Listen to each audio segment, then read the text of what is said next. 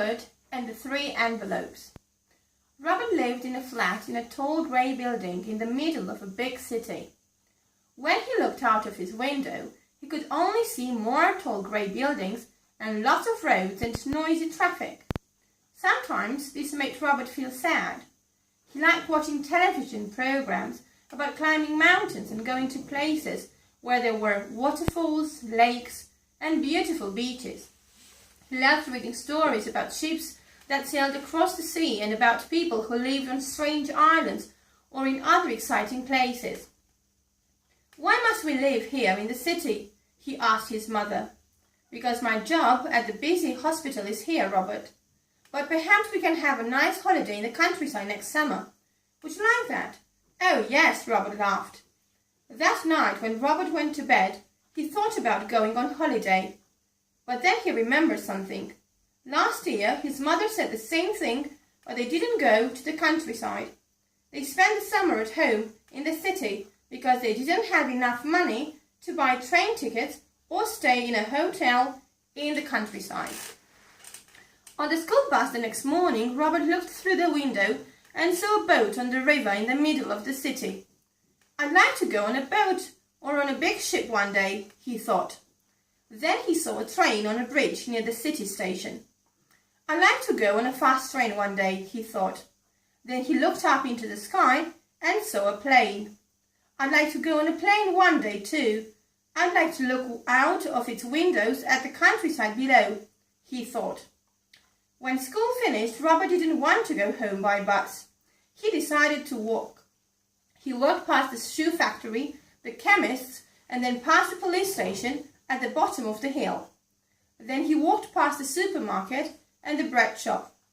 But then he started to feel tired, so he sat down for a minute on a wall outside the post office. Then a strange thing happened. A big black and white bird flew down from the sky. It had an envelope in its beak. It dropped the envelope on Robert's foot and then flew away again. Robert picked the letter up. On the envelope it said, "Read me." So Robert did. Robert opened the envelope. There was a piece of blue paper inside with some writing on it. Robert read it carefully. "If you find me, go and look in your biggest, oldest book." Robert couldn't understand the message, but he put the piece of paper in his pocket. When he got home, he sat down and looked at the message again. "In your biggest, oldest book," he thought. What does that mean? Robert decided to try something. He got a chair from the kitchen and carried it into the living room. Then he put the chair in front of the bookcase and stood on it. The biggest and oldest book was at the top of the bookcase. Robert took it down from the shelf. It was very heavy. Robert opened it and a thin envelope fell out. Inside the envelope was a little book. Its pages were yellow because they were so old and they had lots of numbers on them. He jumped down and ran back into the kitchen to show the little book to his mother. "What's this?" he asked her. His mother took the book and opened it. "It's the kind of book that banks gave people a long time ago," she said. "This person had lots of money in the bank. And look, there's a name on the front. It says Helen Bird. I don't believe it. That was my grandmother's name. I'll go to the bank tomorrow and show this to Mr. Flagg." When Robert's mother gave the old book to Mr. Flagg the next day, he looked at it very carefully, picked up his telephone and spoke to someone in an excited kind of way.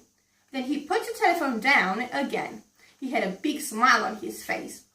"Well," he said, "you must thank your son for finding this little book.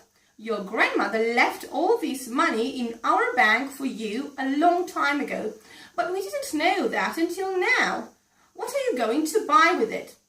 Robert's mother smiled. "Something that Robert wants very much." When Robert came home from school later that afternoon, he found a bigger envelope on the kitchen table. "Open it," his mother said. Inside the envelope were 2 plane tickets and 2 train tickets and 2 boat tickets. "Robert, Mr. Flagg at the bank says we've got enough money now. We're going to have a wonderful holiday." "Because of your grandmother's little book?" Robert asked. "Yes," his mother said. Robert looked out of the window at the sky. He couldn't see the big black and white bird high in the clouds, but he knew the bird was there. And because of the big black and white bird, Robert smiled. What do you mean? His mother asked. That's my secret, Robert said. Goodbye.